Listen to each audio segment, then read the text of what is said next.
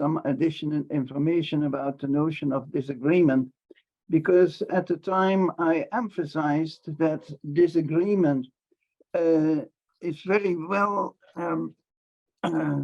is widely used and widely observed. But it may be interesting to look at it also as something that has a particular role and a particular effect, or in other words, it has the form and shape of a method.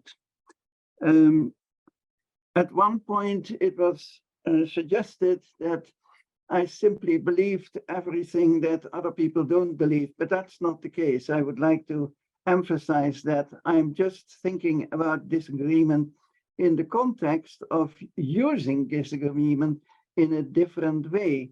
So it's not that I disagree with everybody. I just want to disagree whenever we talk.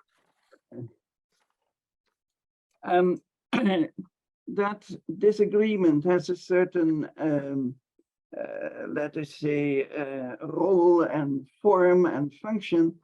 I tried to explain at the time by referring to conversation and emphasizing that in a conversation, it's usually most interesting if the other person, mutually, is doing something that is out of the ordinary for the first person. So whenever somebody says the sky is blue and I say yes, that's not very interesting.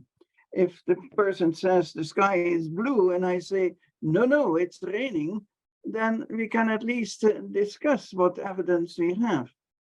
So disagreement has become part of science, in fact. So it's not only simply one of the many phenomena in this world, but it's actually one of the most active elements in science. The name of that particular role is, of course, falsification.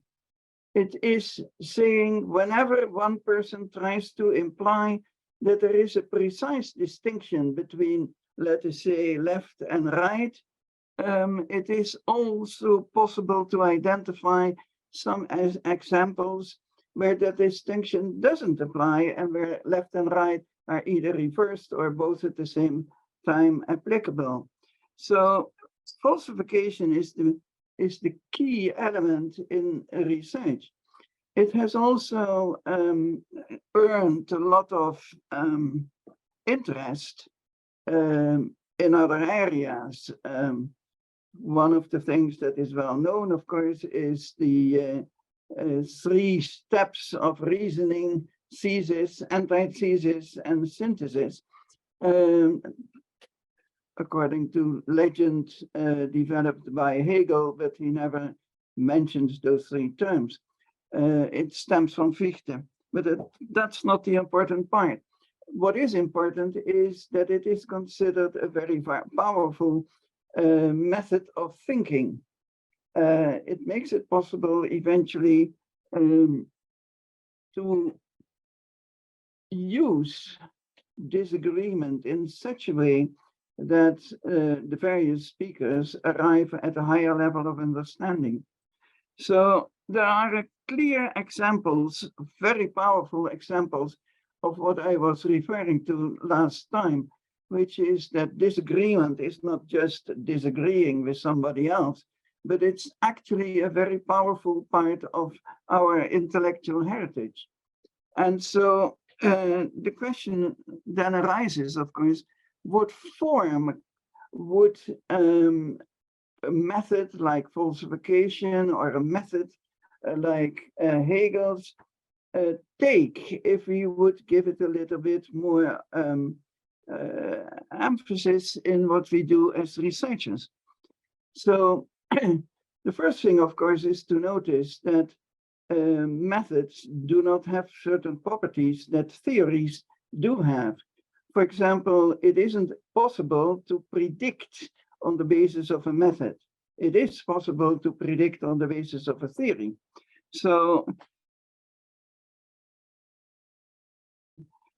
the main distinction seems to be that whenever there is a pattern, it is possible to actually develop theories, but whenever there isn't a pattern, you are still able to develop methods, but no longer theories.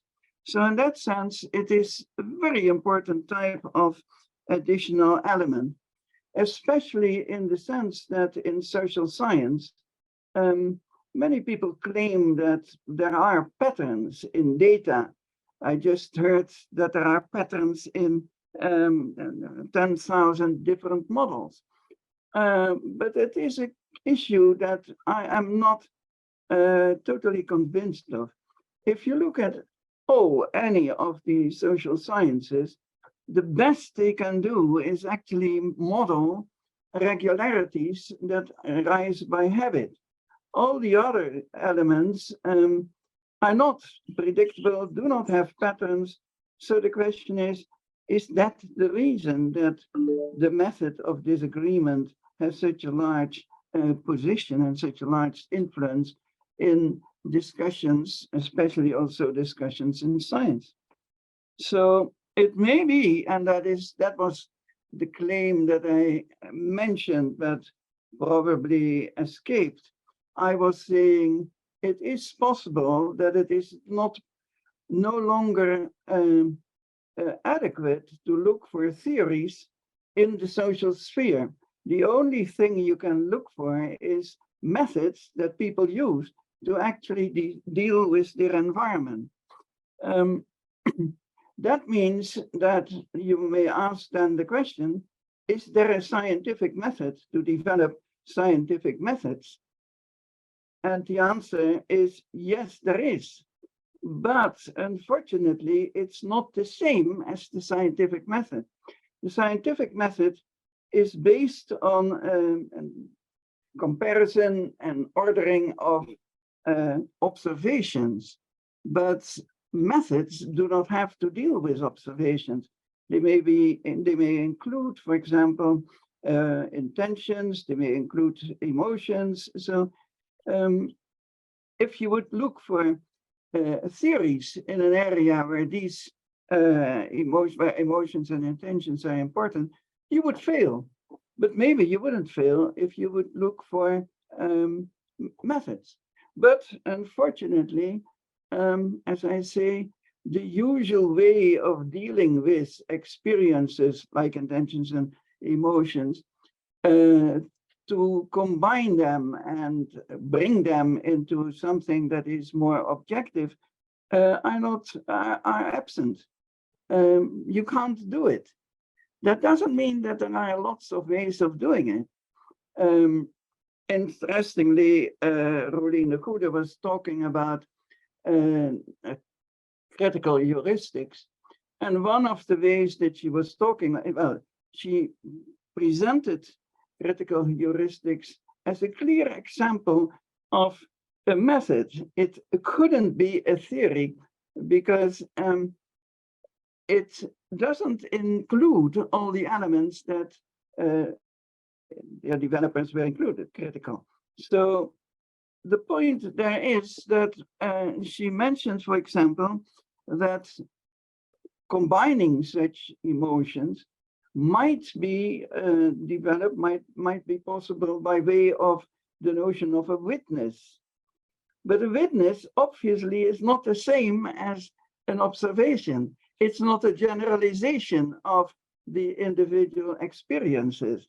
So an immediate consequence is that the method does not allow generalization in the sense that you can say if it applies to one human being, it applies to another human being. But there is a way of generalizing in the sense that you can say, well, there is a way for one human being to use it, and the same way can be used by another human, but in a different way. In other words, it is possible to develop knowledge in the sense that we have a method to develop methods, and that the methods that you develop constitute knowledge about what people can do.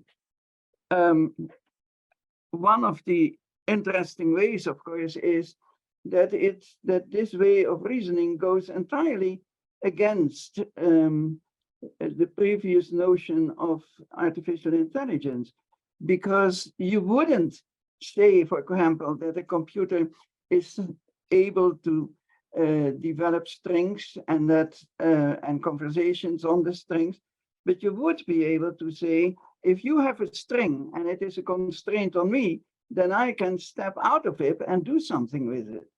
So that means that actually all the elements that we think about human brains are a little bit outside, let us say, an effective way of thinking.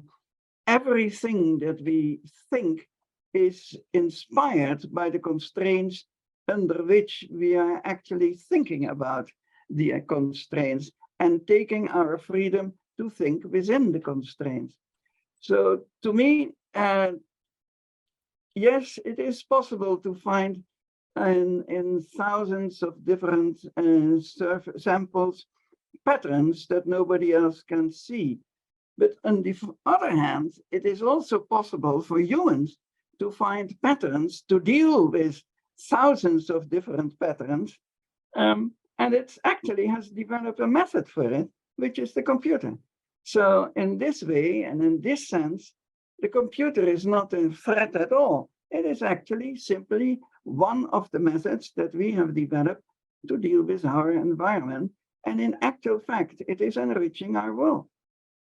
So to summarize, I have gone into my way of thinking about the role and effectiveness and the value of disagreeing with other people. My personal way of disagreeing with other people is, of course, that I enjoy discussions and conversations where people disagree with me and I disagree with them, and we have a lot of fun. But it goes deeper. My claim at the moment is that there are no theories that you can build about what humans do. The only thing what you can do is to conceive of constraints such that the constraints, when people accept them, lead them to new activities and new inventions.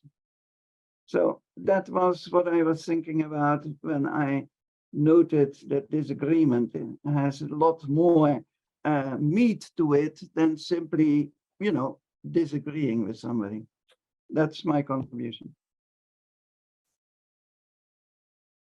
One of the things that happens in particularly scientific conversation is not just disagreement, but probing the other person for more definition, or even in mathematics, exhibiting very explicit disagreement in the sense of giving an example that doesn't satisfy the constraints that the other person had in mind, or a counterexample. Maybe I think that all primes are even, and you say to me, well, what about 3? Yeah. How about the other person won't refuse to give you the definition? Would you still continue the conversation? Oh, yeah, it could happen. I fully agree, of course, with you that is one of the many possibilities, one of the many forms in which disagreement is occurring. And the type of thing that I think you are referring to is summarized by the label falsification. Right, that's very close to falsification. Yeah.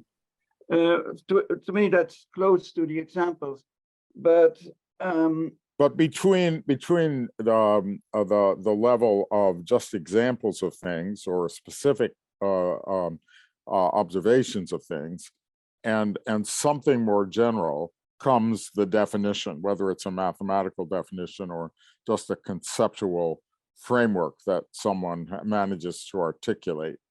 And then those frameworks become part of what we're studying, particularly if it's sociological, then the frameworks become actualities that are part of the social framework. Well, the point that I was raising is that actually a framework is not a theory. a framework Right. Mm-hmm. identifying the constraints on human beings such that they take the freedom to do certain things. So one of the frames is, of course, being a mathematician. But one other frame is being a baker. Another frame is crossing the road.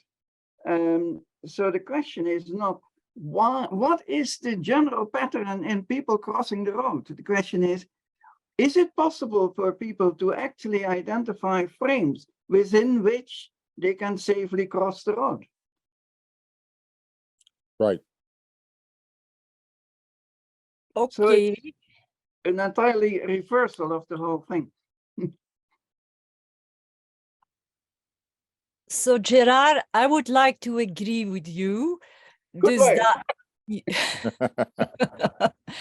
human intelligence is creatively experimenting with distinctions and creating new patterns and machine operations that we shouldn't call intelligent at all, because that's where the problem begins. That is pattern recognition. So the machine recognizes patterns and okay, that's helpful, but the real intelligence is the creative ability to do things with these patterns, the performative function of language that I hear you talking about. Well, not only, well, it depends a little bit on what you mean. I fully agree, of course. How do you, clean your teeth? Well, there is a very clear procedure that is effective in most countries. But at the same time, cleaning your teeth is a business. It constrains you in such a way that many people have all kinds of thoughts while cleaning their teeth. And that's what I think is so interesting.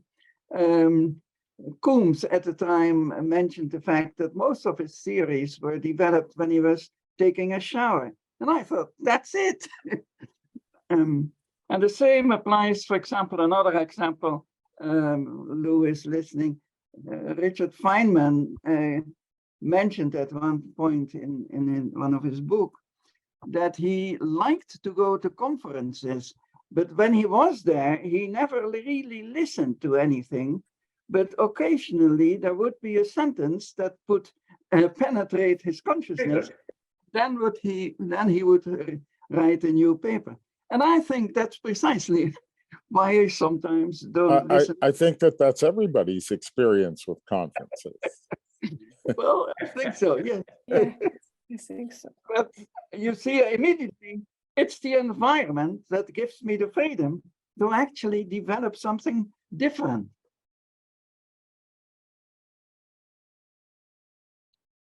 So that's the reason I thought it would be a good thing to give a more precise position to this notion of disagreement.